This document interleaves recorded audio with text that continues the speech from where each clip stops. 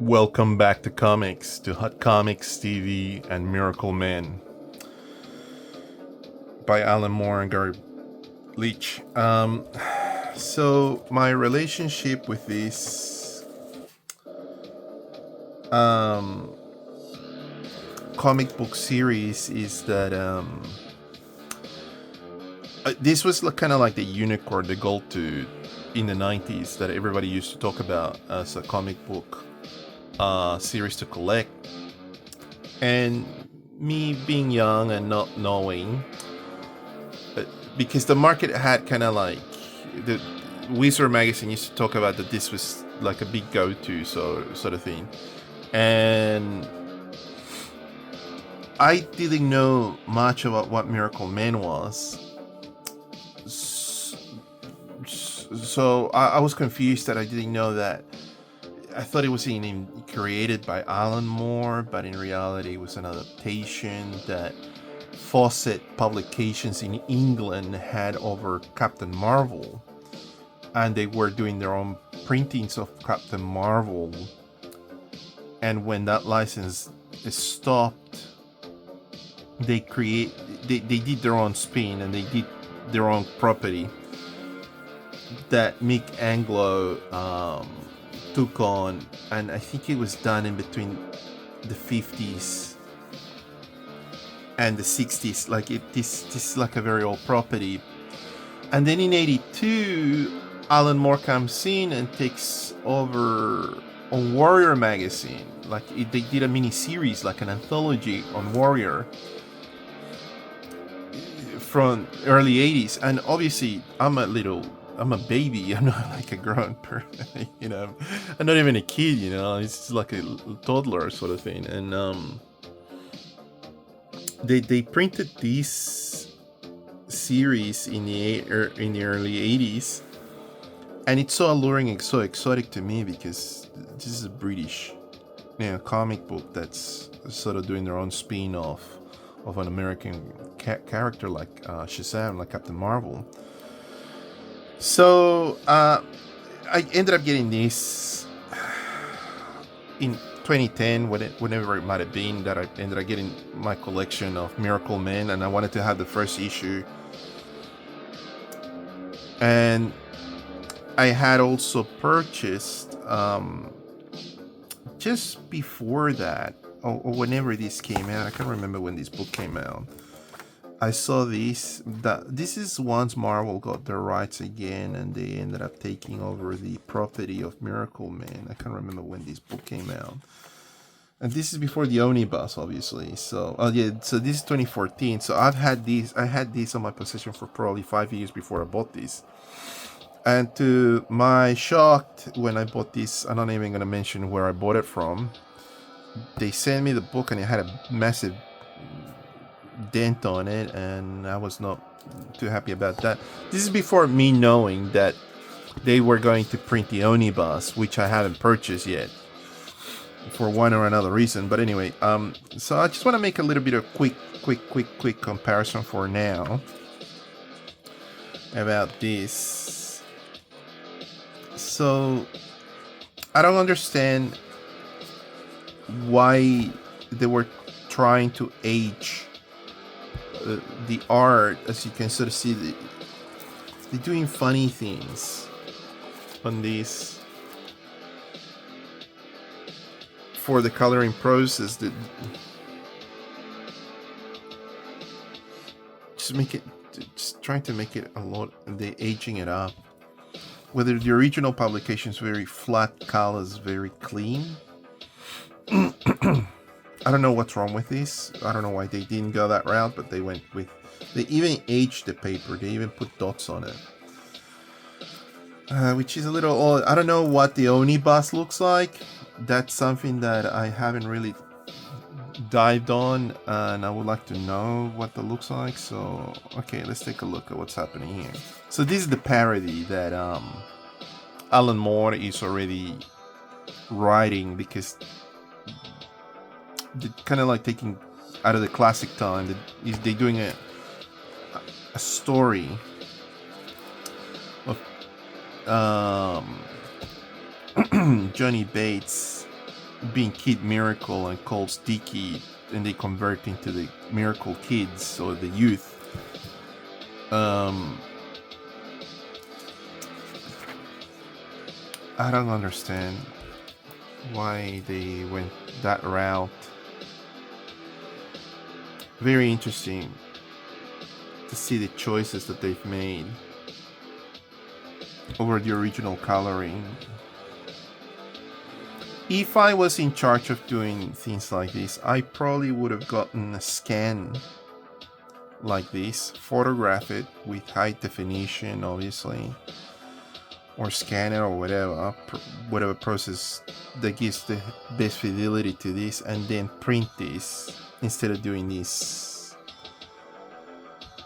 recoloring that I just don't understand. I mean, they might have had the originals in black and white, but they didn't need to do this. This is just, to me, not necessary.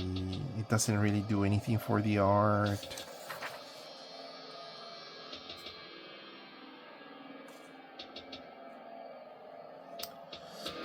Anyway, we'll stop the comparison there. We'll take a look. We'll come back to the book after we flip through it. So this is the prelude of the story, because Michael Moran in this is still active, and this is the kind of like the golden era in 1956. So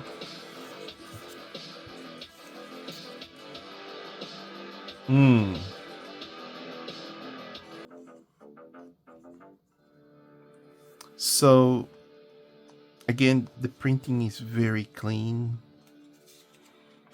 very flat. Okay, so I mean, he's quoting Nietzsche in this.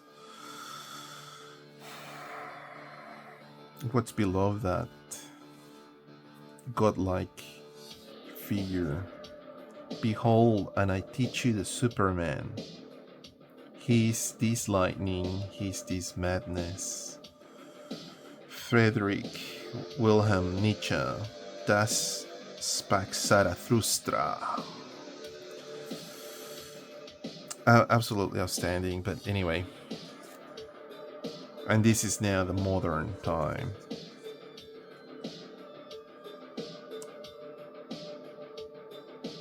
And Gary Leach is firing on all cylinders on this. I mean, this is just amazing.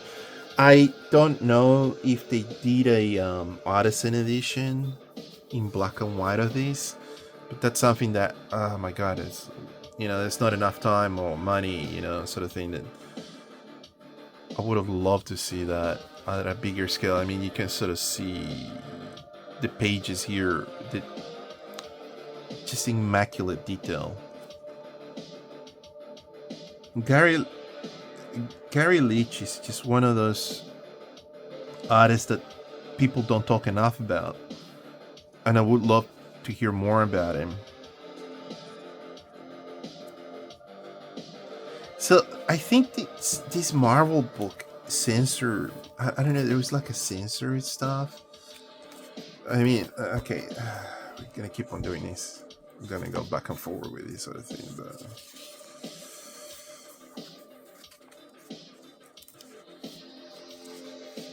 I don't know why. I guess both have their charm and they both have their merit. I'm not throwing shade at why they did what they've done in that book, but still, they could have done clearer, flatter colors.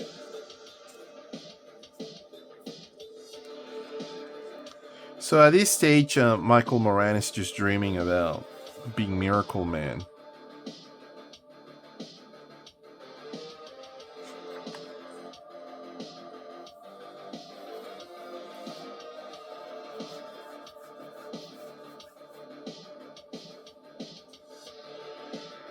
And this happens, and he just remembers the word that transforms Michael Moran into Miracleman, which is a bit on the nose. Kimota, which is atomic backwards. let's take a look at this, like what they did with this sort of panel, because it'll be interesting to see the process that they did this digitally. And again, I don't blame them, but I don't know.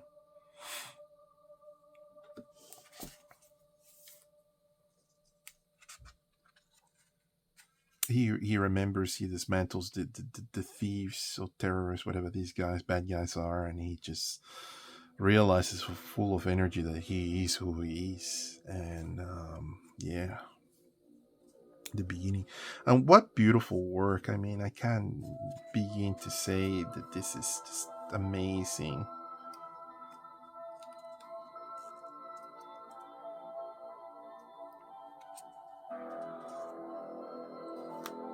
Starting to remember the adventures.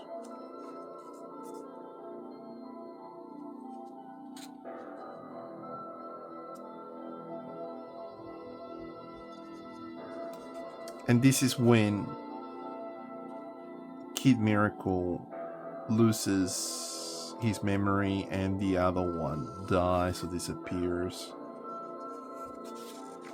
Now, when I saw this later on, I was impressed, to say the least, with how grown up Miracleman was next to American comics. Because I knew about the like grown up relationships and also the mature nature of a lot of the work, as it is also a deconstruction of what a superhero godlike character is.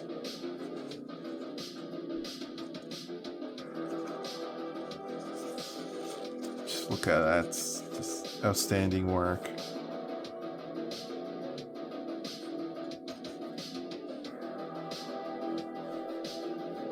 And this is great to see this other stuff from the 50s to the 80s. Just outstanding stuff.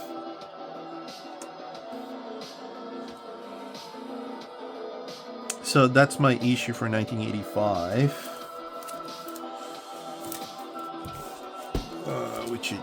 which I had double bagged. Anyway, let's take a look at the book now, just quickly, so this doesn't become so long. But we'll just go through it quick enough. I will make a comparison again once I get the omnibus. I'm just haven't committed to it just yet. There's so much other stuff. Wow, look at that.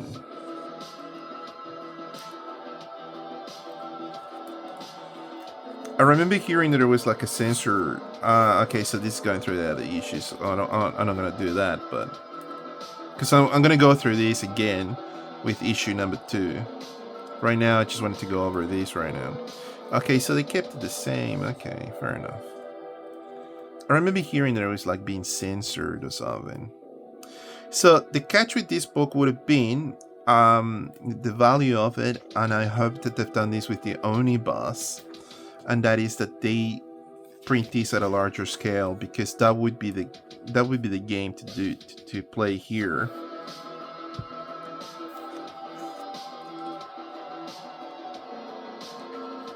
Yeah, these are the warrior ones.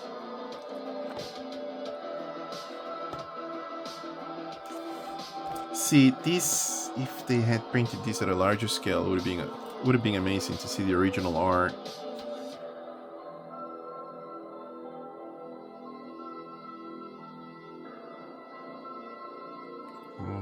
Gary Leach, what an artist.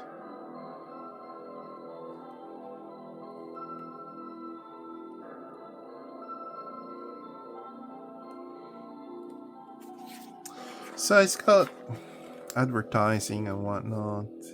Okay.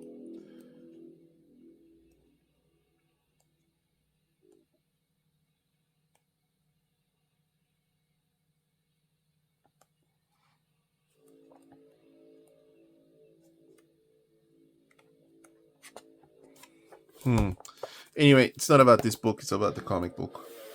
About the floppy.